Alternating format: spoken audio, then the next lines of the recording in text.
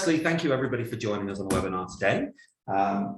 We are going to be discussing internal communications data and how it can help you to understand your employees a bit better, why you might want to start exploring the data that you're capturing with the various tools that you have, including perhaps our intranet software. I know that there are a number of customers on the call.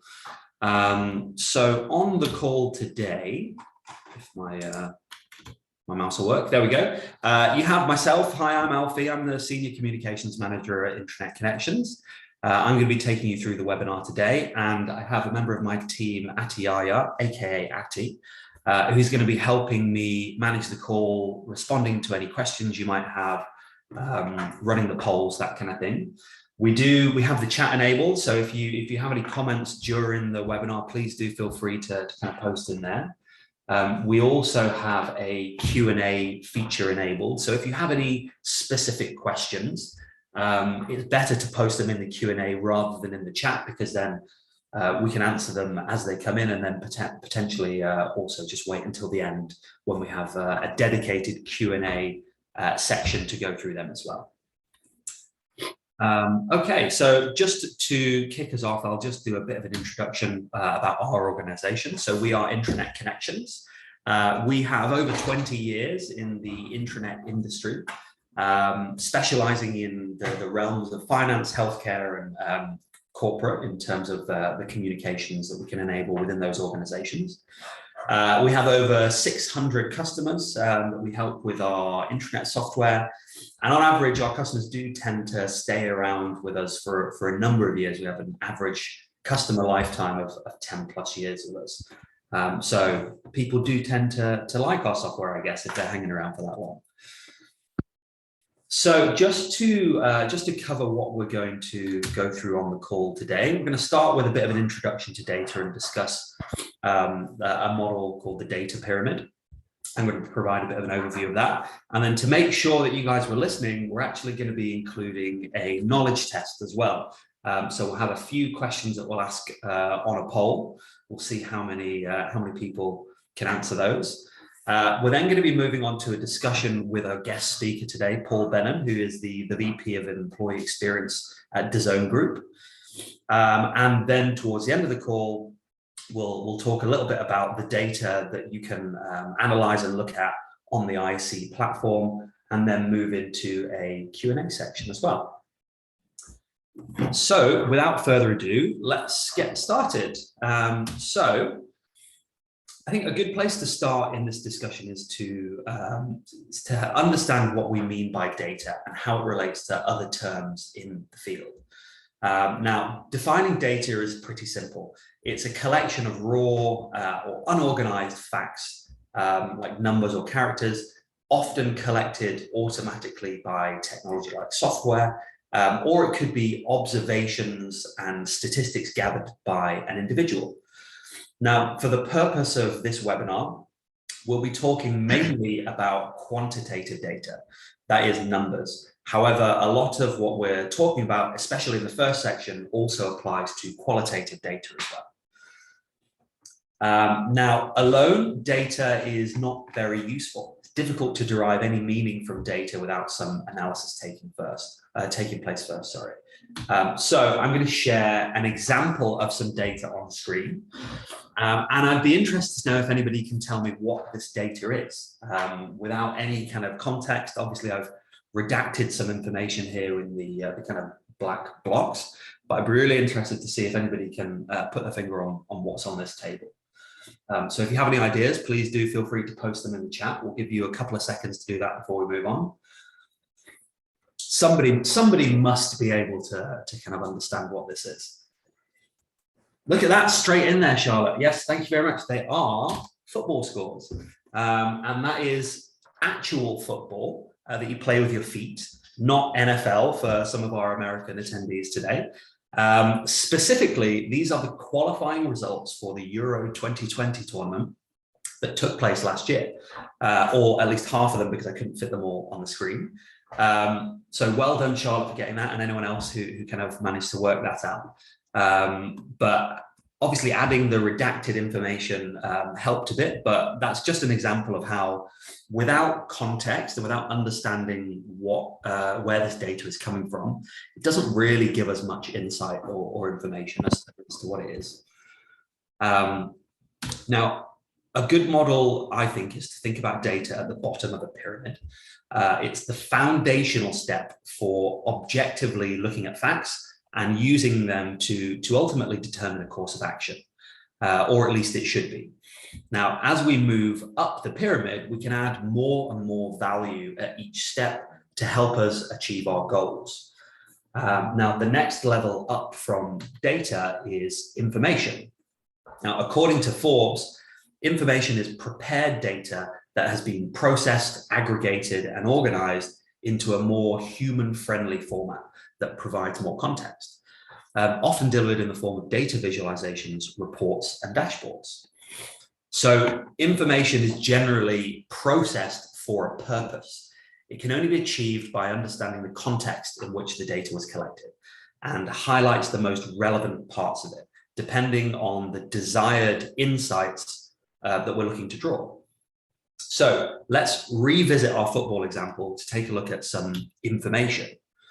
Now, as you might expect with a modern international sporting event like this one, there are a ton of data and information available relating to a whole range of different topics, from individual player performance to team selection to likely results, and even some ancillary subjects like public opinion on tournament logistics, which you can see on the screen now. Now, all of this information started as data before it was analyzed and presented in a way that has some meaning or relevance to the audience. Who the audience is and what they're interested in is the driver behind what information is widely available. For a sporting event like this one, it's pretty easy to work out what people are going to be interested in. The overall result is obviously really important, and individual performances of the players as well is a big thing as well. And there is obviously huge commercial interest in an event like this because it captures the attention of so many people. Coral, the company that you see on the right-hand side, they're actually a UK betting company. So their aim is to provide information like this with the end goal that their customers are more likely to place bets with them. So that has influenced the way that they've presented the data, the information that they've chosen to share, in the hope that it will have an outcome that they're looking to achieve.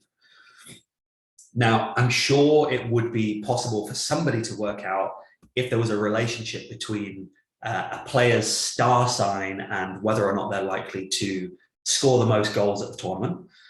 Maybe somebody did work that out for this tournament, I'm not sure, but because there isn't a huge appetite for that information, it isn't developed or widely shared. More time and effort is spent on information like the stuff that you see on the screen now, because it's more relevant. People care more about this information. So therefore, organizations take the time to capture the data and analyze it into information and share that widely. Now, knowledge is the next step up from information. And as the word suggests, it's what we know. It's about using our past personal experiences to interpret the information that's available to us, understanding which information is most important or relevant in any given situation, and making decisions based upon it. So for this reason, knowledge is subjective, whereas data and information are objective, or at least information should be objective. Could be manipulated. We all know about fake news by now, but it could be manipulated potentially based on the analysis that took place. Now, this is why you might have two preeminent experts on a particular subject who disagree with each other. They both have the same data and information available to them, but their insight is based on their own unique experience, and that could lead them to different conclusions. Now, in our example, we'll go back to the football example. Ahead of any tournament like the Euros, they roll out all the experts and ex-players and pundits to give their predictions on who's going to win. Often they place emphasis on different information to make their predictions. So, for example, Gary Lineker, who's on the left-hand side there, for those that don't know, he thought France would win because they won the previous World Cup. Micah Richards, who's second from the left, backed Belgium because they have a very talented midfielder who he actually used to play with, who was in great form at the time. Ashley Williams, second from the right, backed Turkey of all teams as having a chance of causing an upset and winning. And then Rio Ferdinand on the right, he thought France would win, but because they have strength and depth in their squad rather than their experience. So they all have the same data and information available to them, but we have 3 different predictions for 4 different reasons. Sorry, Kat, Alan Shearer, I left him off because his prediction was boring. Anyway, now, as it happens, unfortunately, they were all wrong. Italy were the eventual winners, narrowly and quite painfully from me anyway, beating England in the final on penalties. So you can have all of the data in the world, you can analyze it to pull out the most important information, you can use your past experience and knowledge to make a call, but in the end, it doesn't always guarantee success. Now, the next level up in the pyramid is wisdom. And who else could I include but Gareth Southgate? Now, data and information speak to the past, what happened, whereas knowledge speaks to the present. How are the pieces of data and information relevant? How are they connected? And importantly, how can they be used to help us achieve our goals? Wisdom speaks to the future and is about taking the knowledge that we have and applying it to take action, making good decisions, which will most likely result in success. Now, for those that don't know, Gareth Southgate is the England manager, the current England manager. Now, in our footballing analogy, wisdom might involve looking at the performances and results of all of the teams in the tournament, the previous tournament, establishing what resulted in success, what the causes of failure were, where other teams are likely to get stronger over the next few years, the conditions the next tournament will be played under, and so on and so on. Now, then using that knowledge to create a training plan, which will give you the best chance of winning next time. Easy. So hopefully we'll see Gareth Southgate wisdom take England to seal victory at the World Cup later this year. Based on recent results, that probably may not happen. But anyway, moving on. Hopefully that helped to explain a little bit about data and how building upon it can bring real value. I think the most important thing to bear in mind with this is that gathering data is never the end goal. It should always be the starting point. It's that foundation upon which all the other levels of the pyramid are built. And that's why it's important to keep the big picture in mind when you're beginning your journey into data collection. Think about your organization's objectives and use them to determine which data points to measure and which information is going to be most relevant for you to distill it down to. Now, from one wise man to another, we have Paul Bennun joining us on the call today. Paul, if you want to turn your camera on, that would be great. So Paul is the VP of Employee Experience of DAZN Group. He's an internal communications veteran, progressive HR leader. I describe him as a data enthusiast and just generally a stand-up guy. So I'm going to stop sharing my screen now so that we can see Paul's face a little bit better. Hey, Paul. Hi, everyone. Thanks for joining us today. Thanks, Alfie. Difficult to live up to that segue, stand-up guy and wise man. I'm not sure I'll do that justice, but we'll see. Well, we'll see. We'll let the audience be the judge of that. So let's start by giving people a bit of background about your career, Paul, if you don't mind. Total disclosure, Paul and I used to work together back in the day, and he was purely focused on internal communications back then. So Paul, if you could just give us a bit of a background on what the journey's been like since then and what your role involves now. Yeah, sure, totally, Alfie. So in the kind of run up to the time Alfie and I worked together, I'd been lucky enough through my internal comms career to work for various different companies and industries. So done a stint in retail, done some telco work, worked for some big businesses like Vodafone and IHG, but also some smaller businesses like Game in the UK, who are a UK retailer, and Guide Dogs as well, who are third sector in the UK. I then came into Perform, as it was at the time, which has now become DAZN, into an internal comms role, and then over my time with DAZN, we've really widened that out into as many IC professionals have done, into the wider employee experience space. So I've always been lucky in that I've had quite a wide-ranging IC role, and I've always seen data and understanding and insight and knowledge as a key part of that. And hopefully through today, we'll come back to that word understanding quite a few times. I think it builds on some of the stuff you've said, Alfie, about how data, information, knowledge all kind of link together. Yeah, and through that period, through my career, sorry, I've used that sort of pyramid in different ways at different times. You know, I've built functions from the ground up where we've had relatively little, and I've also done a bit of time at mature businesses where stuff's already established. And yeah, you always see a very different way of getting the best out of data, insight, and knowledge. Awesome. Thanks, Paul. So why do you think it's important? Why should people consider using data to gain insight from internal communications? What are some of the benefits that people might see from that? This is where I could really scupper your webinar, isn't it, Alfie? And just yeah. tell everyone that they don't need to. Right? Don't bother, it's not worth it. Yeah. Look, this is where I think it depends who you ask, and it depends what sort of station they're at in their career, the businesses they work for. You'll get very different answers depending on who you ask, and it's important to note that the right answers here are going to depend on a lot of different factors: the size of your business, the maturity of it, the type of stakeholders that you're working with, what you're trying to achieve. It's not an area where there's some magic bullet or some right way of doing things.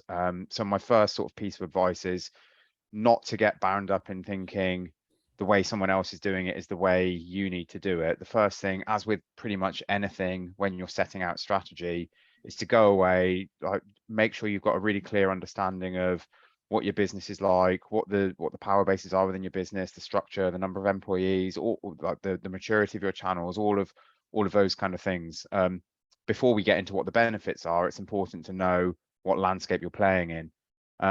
But to get into the reasons why I think data, insight, knowledge, etc., are hugely powerful things for internal communicators to improve that both their skills in and their utilization of. There are probably three that I'll call out that are a bit less standard, and then I'll come on to the kind of two more traditional ones. My sort of big and number one is always to improve your understanding. You know, a lot of people use data, insight, and knowledge without really knowing that they're doing so. When we talk about it, we traditionally tend to think of things like survey results or hard metrics.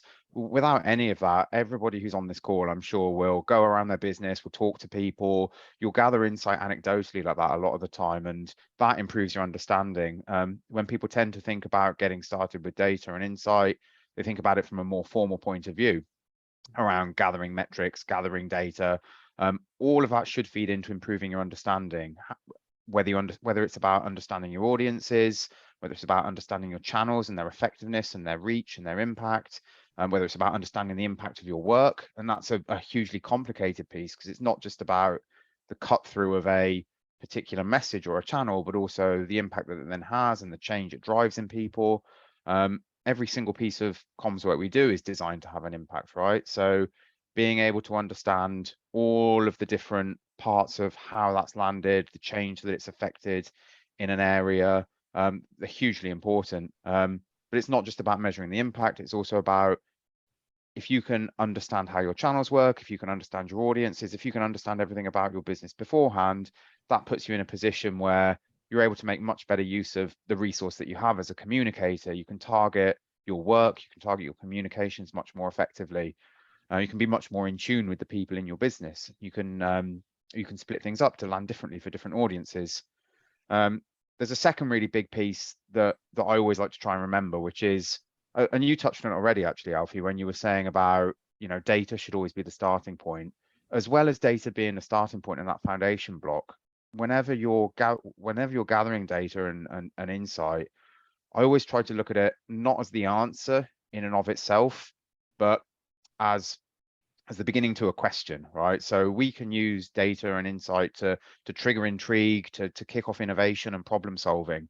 Data should make us inquisitive, right? It should make us think. We should see something and think, what does that mean? How is that related to other stuff? We shouldn't look at data and say, right, okay, I immediately know the answer. And there's an example that I tend to give on this quite a lot, which it's slightly made up, but it's based in reality, right? So, and my example here is if you're a business and you've decided, right, we want a big focus on well-being. We know it's really important to our people. We're going to put together a well-being email and we'll send it out every week, blah, blah, blah.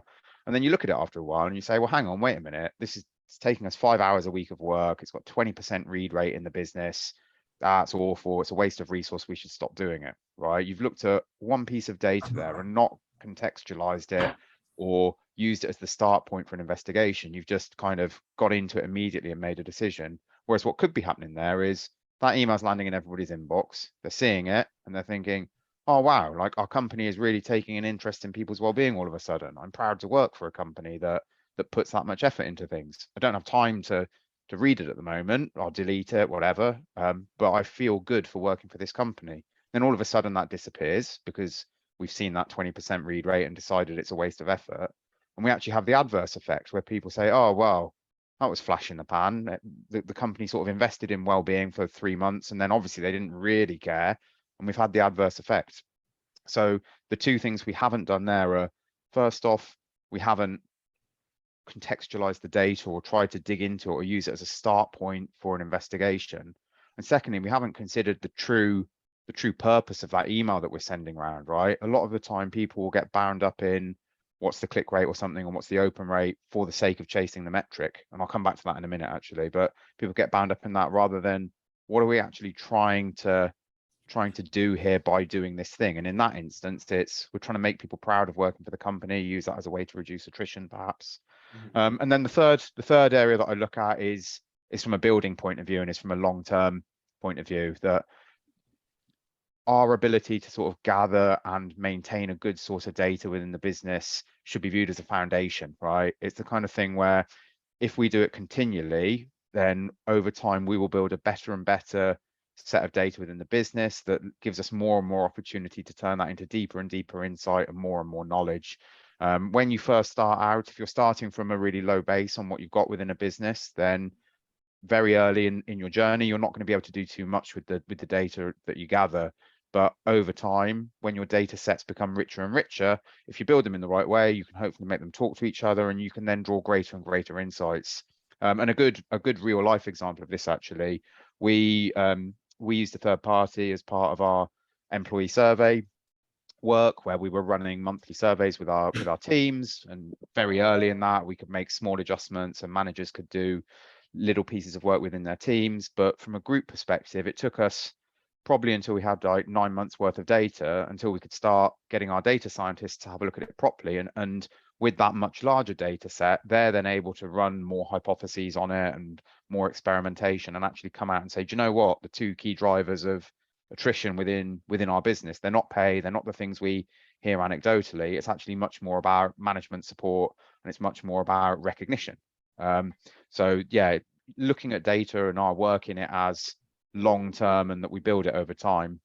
The two that I'll cover really quickly, because they're sort of much more commonly articulated ones, are firstly to build credibility.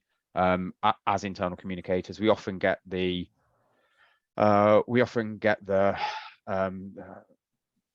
put upon us that our work is a little bit softer, that we find it harder to articulate what we do. Being able to put hard numbers against internal communication is good from lending more of a commercial edge to it, and good for building credibility in our function. Very closely linked to that is around proving return on investment. There is a big danger linked to the return on investment piece, which I've sort of covered a little bit already, which is until you have a really strong data set that you can draw loads of insight from, it's very easy to get wrapped up in chasing the number and just going after improving that click-through rate or the number of article views, rather than chasing the actual what's the impact of the work we do, not what's the measure of its cut through. So those would be my kind of main areas, and I'd say all of it really is linked, as long as we remember through everything that our work is about driving positive change within the business, and that our use of data should always be with that in mind. Mm-hmm. Yeah, thanks, Paul. That makes a lot of sense. And I think that it comes back to that understanding piece, doesn't it? You know, like you said, you can't look at a page of data and immediately understand everything that's going on in the business. And there could be a number of different reasons, the why behind the behavior that you're seeing. And until you dig a little bit deeper and maybe combine your quantitative data with some qualitative data, interviews, focus groups, discussions with your employees, you're not really going to have a full picture of what's going on within the business. So yeah, I can give you another really good example of that actually, Alfie. So in those surveys that we ran that I mentioned, you know, when we looked at the raw data coming back on a country by country basis, you know, we looked at it, and on first glance, the scores for the US were really, really high. The scores for most of the European countries was kind of somewhere in the middle, and our scores for Japan were quite low, like being flagged up as orange and red by the system. And you look at that, and on first glance, you think, okay, well, in the US, everything's great. In Europe, it's kind of okay, and in Japan, things must be awful. So we need to immediately go to Japan and like target all our efforts on fixing those. When we dug into those numbers a bit more and worked with around and took into account the kind of the cultural differences on how people respond to questions, the tool we used actually had an overlay which let you put on an adjuster for demographics based on things like local culture, the age group of the questions of the audience set, and applying that actually had the reverse. So people in Japan were much more likely, if they thought something was good, to rate it as a kind of 6 or a 7. You know, it's better than average, it's pretty good. Whereas somebody in the US, if they're rating something as a 7 in the US, they're like, oh wow, it's not great. So whilst the two numbers on the surface, you look at the page and they look the same, without that kind of context and without that extra, you know, applying is where you were talking about knowledge earlier. Without applying that knowledge to the data set, you're going to come away and draw the wrong conclusion from it. That's really interesting. I guess just different. Like, you think that the 0 to 10 scale is completely objective and everybody views it the same, right? But you know, even something as simple as that, this is not loaded, but can have some cultural differences attached to it. So good example. Thanks, Paul. So if we're talking about beginning your journey into data analysis, collecting data, understanding what's going on with your employees through the use of data, where you kind of touched on it a little bit already, but where do you think would be a good place to start? There's probably a few things bound up together here. First is start small, build slowly. Obviously, if you have the resource and you've got the backing to go and do things quickly, great. But it's very, very easy to kind of spread yourself too thin here, try and bring in lots of stuff and tie yourself in knots. Ask other data experts around how to approach things, whether that's within your business, whether that's within your network. You know, internal communicators, again, often get asked to wear many hats, and I, through my career, have found it quite useful to put my hand up and say, you know, actually, I am not the expert in this. It's something that I need to learn more about. I need to go and get some counsel. I need to get some insight from other people who have done this before. So don't be afraid of going out and asking people who've done it before, asking people who are good at this kind of thing. You know, people are generally very happy to share counsel. Most businesses will have data experts within their business, whether they sit within your marketing function, whether they're part of a data function, whether they're in technology. Try and identify some main goals. Well, everybody should have main goals within their IC strategy anyway. And if you don't have an IC strategy, you probably know what your goals are anyway. Make sure that you're keeping those goals as part of your strategy around data, so that you're not just gathering data for the sake of having some numbers, but always with an idea of how can we use this in order to pursue the goals that we want to improve communications within the business. And record your data in a way, and I've fallen foul of this myself. Try and record your data in a way that makes it easy to manipulate in future. And let me give an example on that, so I'm clear. If every month you're pulling a bunch, let's take something simple, right? If you're pulling email read rates and you're dropping it into a PowerPoint document every week, at the end of a month or 2 months, you're going to have really limited ability to manipulate that data, right? You need to be building it in a database. You want to be dropping it into Excel. You want to be putting it in a format where you can either interrogate it well and or in the future be able to manipulate it when you realize maybe you haven't done it quite the right way, or you've got an additional set of data you want to start building into it. Yeah, and finally, the point I already made, use interesting data points as the start of a question. So when you see that piece around Japan being low in scores, don't assume it's because everything's wrong there. Use it as a, well, hang on, wait, Japan's different to everybody else here. We need to dig into that a little bit. We need to use it as the start of a question, not the answer in itself. Cool. Thanks, Paul. Yeah, I keep going back to that Japan example. It's fascinating, really. I mean, I don't think a lot of our customers, maybe some of the people on the call, have that kind of big international kind of presence like you guys, but not too many of our customers do. So I guess that's probably a bit foreign to a lot of people. Yeah, So. well, if I play it into maybe a demographic that's that everybody will experience, right? Your new starters are generally going to be much more engaged than people who've served a long time with your business. I'm making a big generalization here, right? So if you do some survey work with a bunch of people who are in their first 2 or 3 months, you can expect all of their scores to be really high, right? If you do surveys with people who've been there 5 years, by and large, they'll be a bit lower. If you establish that's the case, you can think, okay, how do we play into that? We know our new starters are really, really engaged with the business. Do we then use that as an opportunity? If that is the case, do we use that as an opportunity to maybe capture some great video content from them about how brilliant it is to work at the company, because we know they're enthusiastic about working here? Maybe we start running competitions with new starters about, send us a vid of how great it is to work here, and we can use that for recruitment collateral. But that's another example of where a demographic is going to sway the number within your data set. Yeah, it's all about context, right? It goes back to what we were talking about earlier. Okay, cool. So moving on then, when you're looking at data within internal communications, what do you think some of the most useful stats that somebody can look at are? Good question.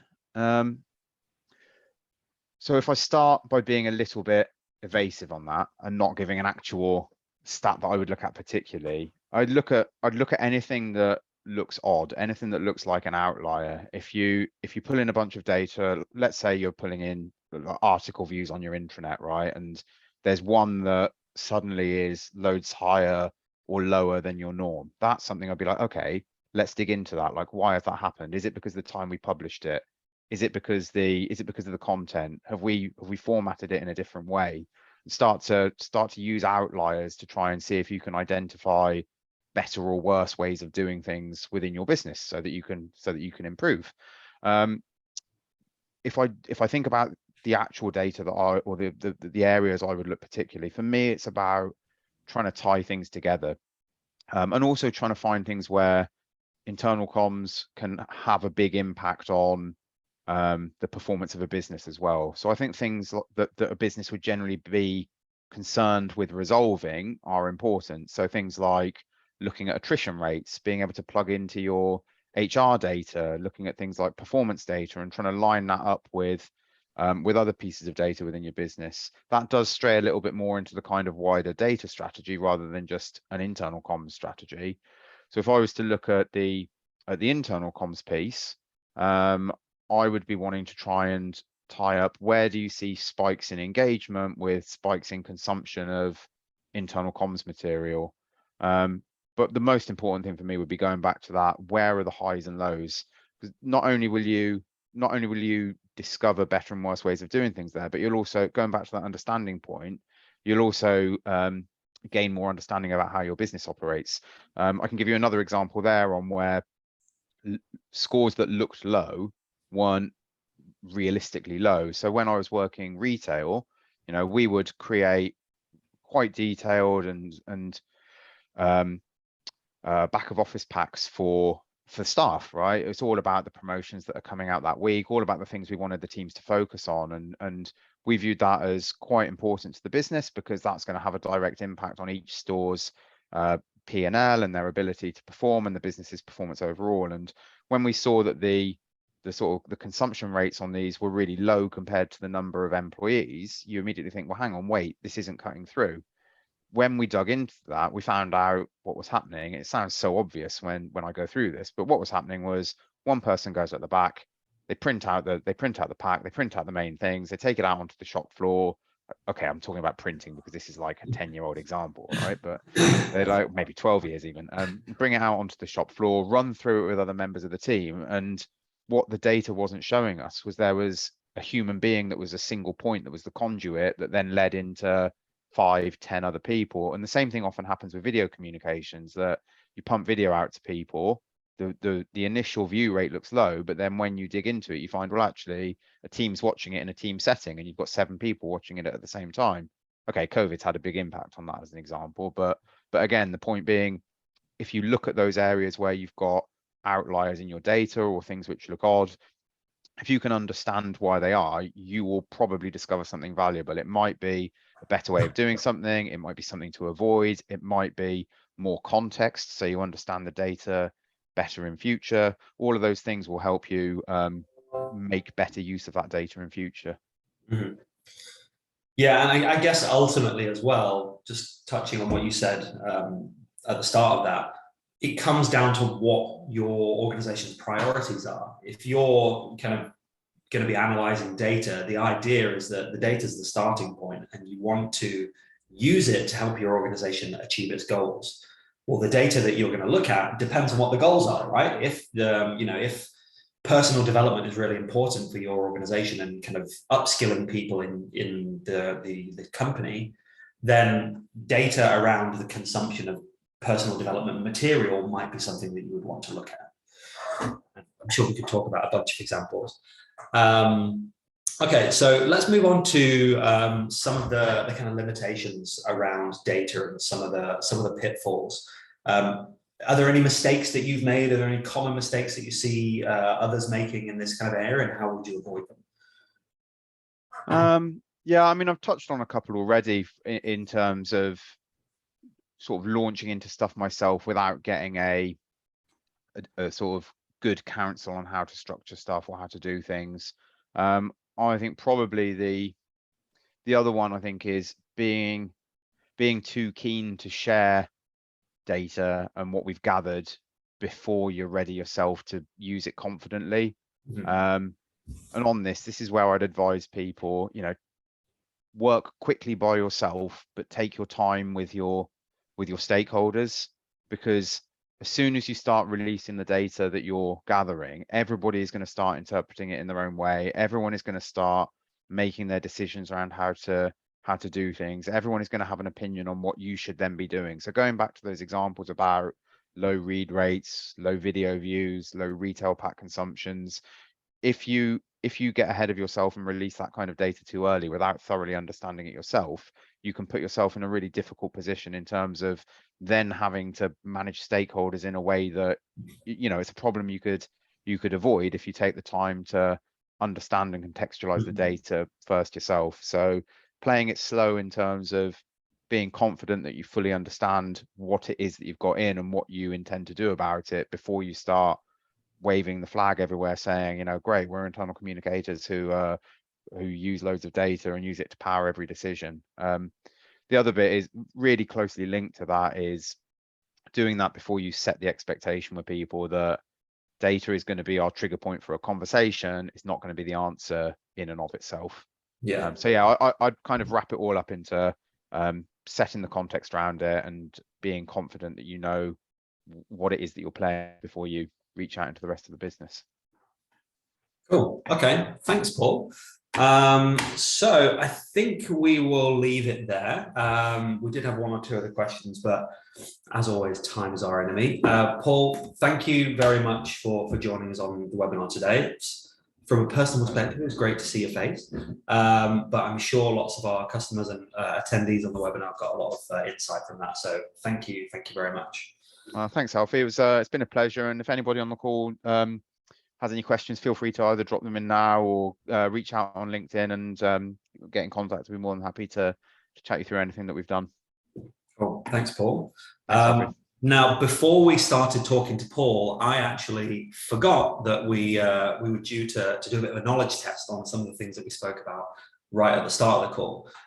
So let's do it now. Let's see how much you retained from the start of the call to now, with that kind of discussion with Paul in the middle. So you should see a poll up on screen now. Thank you very much, Atty. There are 3 questions in the poll. We'll give you a couple of minutes to answer them. Hopefully it won't take too long. The first question is around our data pyramid, and what levels of the data, what levels of the pyramid, I should say, are subjective or objective. Be interested to see what your responses are there. The second one is around when you should be using data, or when is the appropriate time to kind of pull the trigger on data. And in what situations you might want to do it. And then finally, who's going to win the World Cup this year? Probably the most important question. So we'll give you a couple of minutes. We've not had any responses yet. Somebody must have some kind of response on this survey here, on this poll. Even if it's just for the World Cup question. We'll give you a few more seconds. And then we will share the results as they come in. Oh, here we go. We've got some responses in now. That's good. Just give you a few more seconds.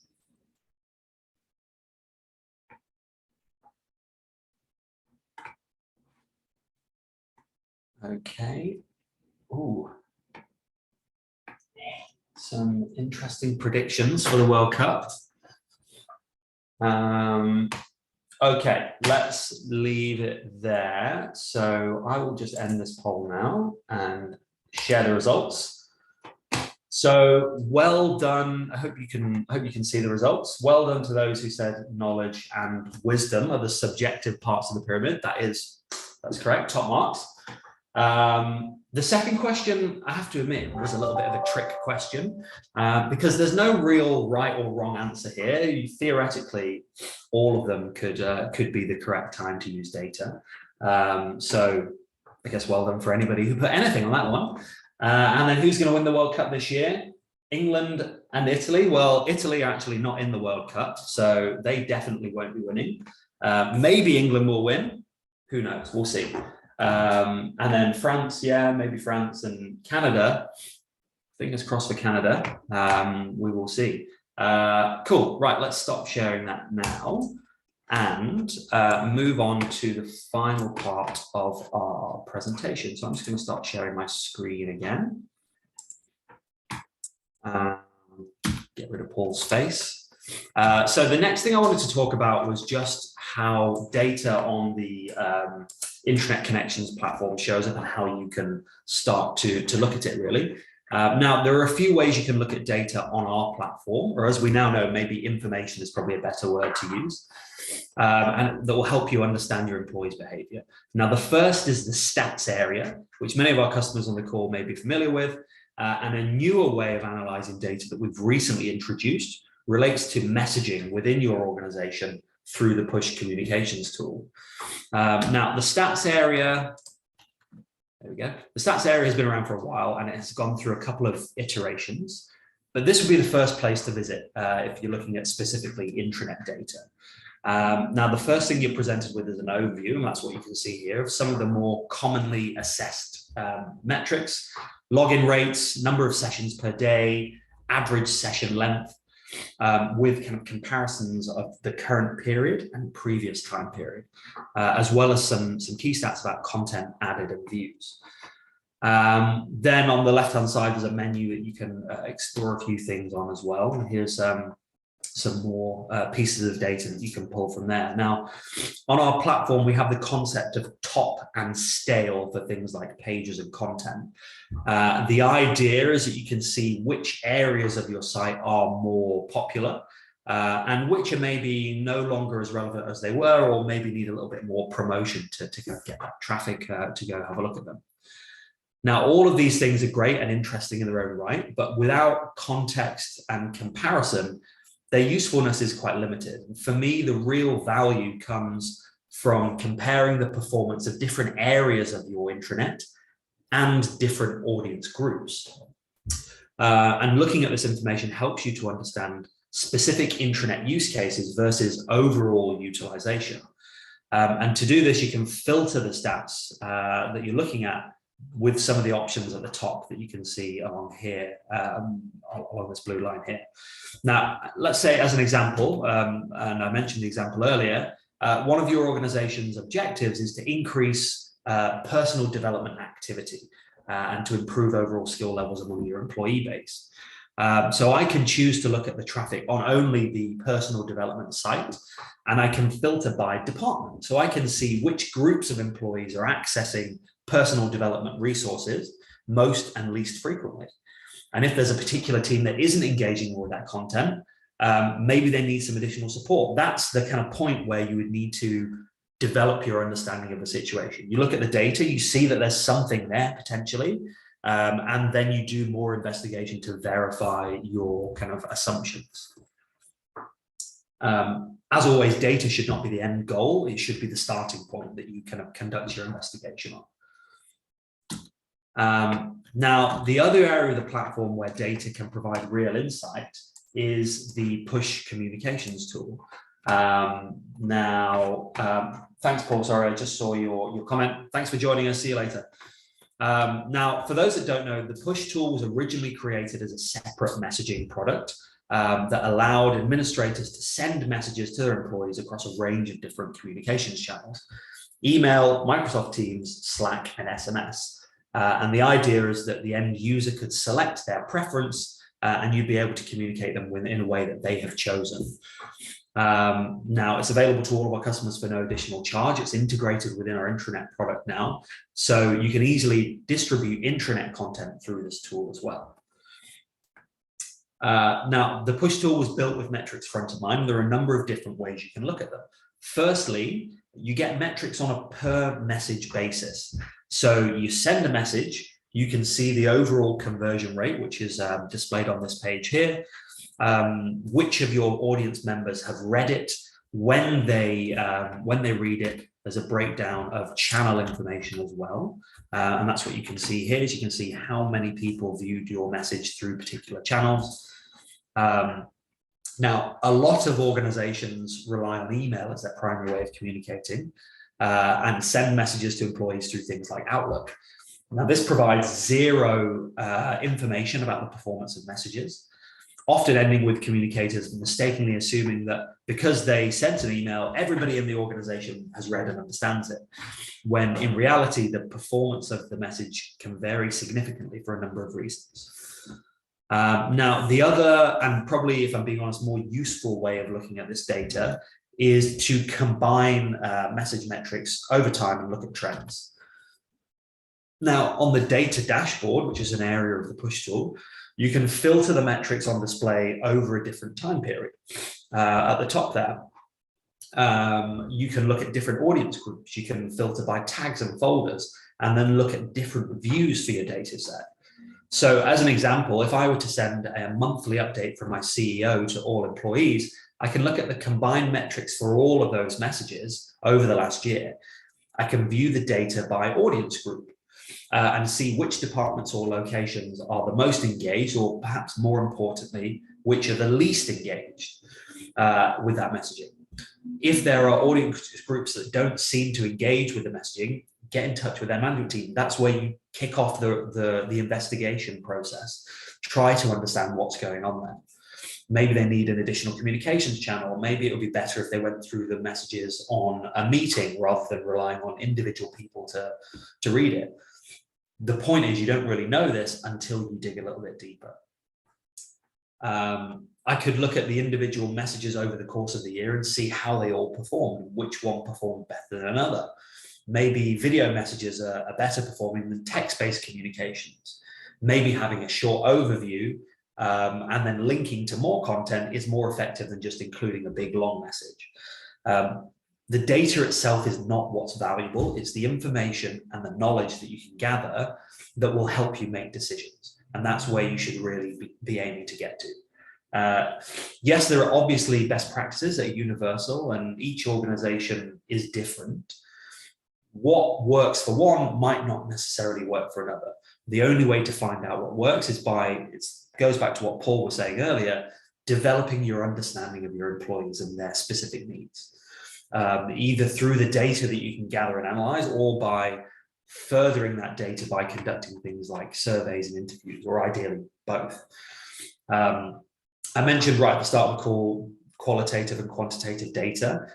In an ideal world, you want to combine the two. You want to use your quantitative data to kind of make you aware of anomalies, things that you might want to look at, and then dig deeper with your qualitative research and kind of confirm your understanding of it. Now, finally, I just want to talk about what's coming next for data in terms of Intranet Connections. Now, all of the data that I mentioned previously is great. You know, it's really useful, but at that stage, it is just that, it's information, right? The next step for us is taking this information and using our experience within the industry and our insight into our customer base and converting that into knowledge, sharing that with our customers like you. At the moment, the information that you can look at within our system is quite insular. You can see how well your intranet is being used, but without insight into how other organizations are using this information, it can be a little meaningless. We have a 75% login rate. Is that good? Is that below average? Should we try and improve it? Of course, our customers can always ask us about metrics and what good looks like, but in reality, we'd like you to be able to see that quickly yourself without having to come to us. So we have started making strides towards this and helping our customers understand the wider context that their intranet sits within. As we discussed earlier, everything starts with data. We've just released a patch for our most recent version that came out in the summer, which automatically gathers data from our customers about their utilization. Now, no personal information is collected, and I think a couple of the customers on the call, we have done this manually over the past. We've now introduced this automatic process. It's all just purely numbers about how your intranet is used.